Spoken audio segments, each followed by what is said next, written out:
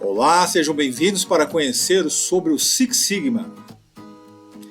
Foi criado na década de 80 pela Motorola na área industrial de manufatura.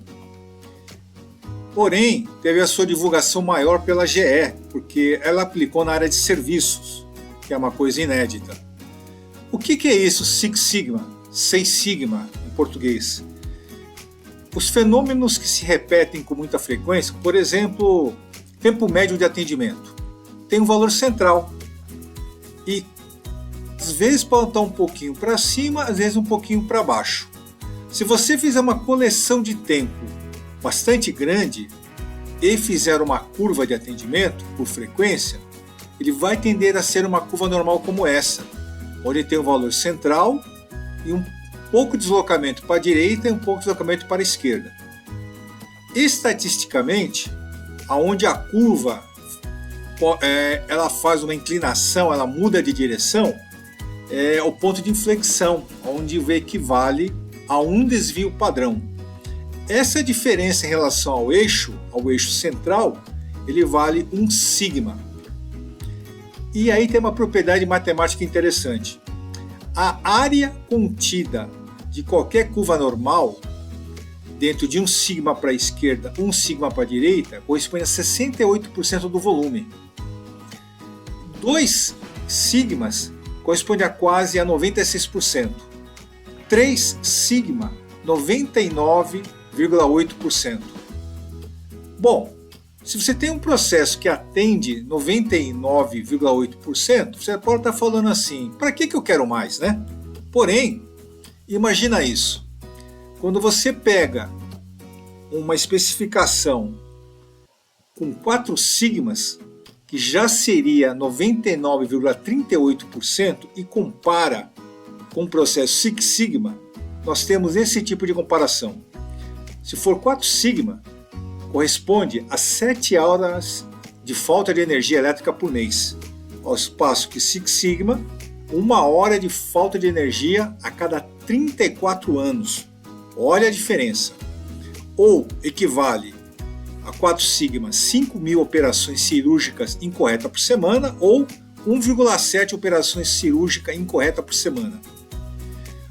Ou 3.000 cartas extraviadas para cada 300.000 cartas postadas, ou uma carta extraviada a cada 300.000 cartas postadas. Ou então, de 15 minutos de fornecimento de água não potável para 1 minuto de fornecimento de água não potável a cada 7 meses. Ou um canal de TV com 1,68 fora de ar por semana para 1,8 segundos fora do ar por semana.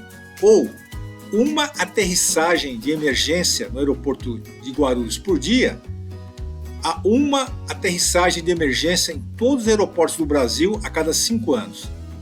Bom, como você viu, se fosse escolher, por exemplo, uma empresa pela estatística de pular de paraquedas, certamente você não vai querer só Six Sigma, vai querer 20 sigmas, né? Para não ter perigo de um paraquedas não abrir. Mas infelizmente há uma estatística que isso acontece. E para isso foi desenvolvido o Six Sigma, que é um padrão de excelência contínua, onde a gente se lembra muito mais dos erros do que os acertos contínuos, né? Então, um cliente satisfeito, ele avisa 20. Quantas vezes que você fica bravo e você desabafa. Ao passo que um cliente muito satisfeito, ele avisa 5. Então você vê que tem uma curva indireta, né?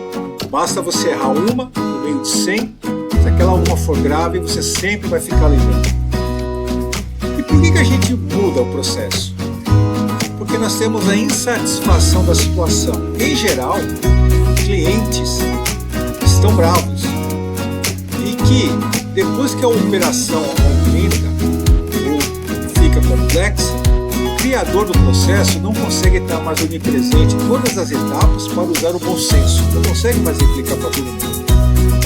Para isso, nós utilizamos o Six Sigma, onde a gente pode detectar que procedimentos podem ficar obsoletos, as pessoas são reativas quando a gente aponta o erro, e aí nós usamos Six Sigma para apontar com dados e lógica para que todos tenham a mesma visão e tenham um aprendizado sobre o processo.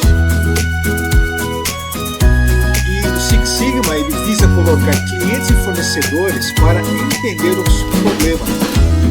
E aí, você convida as pessoas para fazerem parte da solução e não do problema, para que ajude a remover as barreiras, né? Todo mundo quer resolver problemas. A gente convida uma pessoa que enfrenta diariamente o problema, esta é a pessoa mais indicada a participar do projeto, porque são as que mais entendem do fenômeno. Com isso, o Six Sigma ajuda a estruturar uma lógica de raciocínio para argumentar as conclusões. E aí você tem o efeito do seguinte: aquela pessoa que todo dia enfrenta aquele problema e fala de novo, então a gente coloca ferramenta para que ela cresça e apareça, para que haja uma desmistificação do problema, para que a gente tire da cabeça aquele pensamento sempre foi assim ou quem manda pode. Então, para isso a gente usa o Six Sigma para desmistificar. E aí o Six Sigma ele tem fases padrões, que é o chamado The Make. A fase de definir o problema, a fase de medir, a fase de analisar, a fase de implementar a melhoria e a fase de controlar, que é instituir aquela melhoria. Para isso, iniciar, nós fazemos o projeto Shattering, onde a gente relaciona as maiores preocupações, escolhemos um projeto para início e instituímos uma unidade de medição, porque sem medir não há como você já iniciar. E o Six Sigma? Quais são os níveis de treinamento que nós temos? Nós temos vários, mas eu vou citar aqueles que são mais comuns. Então nós temos o White Belt, que entende o conceito, é um treinamento de poucas horas, 2 a 4 horas. Nós temos o treinamento de Yellow Belt, que usa ferramentas básicas para a gente utilizar, um treinamento que varia de 16 a 20 horas. Nós temos o Green Belt, que é um treinamento um pouco mais aprofundado, onde tem ferramentas da estatística. Estamos falando de um treinamento aproximadamente de 80 horas. E nós temos o Black Belt, o especialista, né, que dá suporte, tem um treinamento médio de 160 horas. Bom, caso você queira saber mais, meu nome é Paulo Miyamoto, meu e-mail é esse, paulo.miyamoto@gmail.com. O meu WhatsApp é 011 98388 9950, sou Black Belt, sou mestre em qualidade e produtividade e ficarei satisfeito em tirar as suas dúvidas. Um abraço.